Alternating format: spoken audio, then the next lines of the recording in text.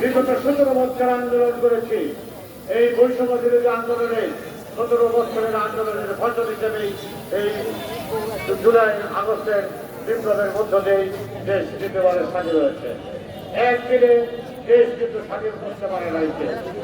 আজকে দেশ তারেক রহমান বিগত আন্দোলন সংগ্রাম থেকে আরম্ভ করে বৈষম্য বিরোধী আন্দোলনে সর্বোচ্চভাবে সহযোগিতা করেছে, আমাদেরকে সমস্ত দিক দিয়ে যোগান দিয়েছেন, সহযোগিতা করেছে।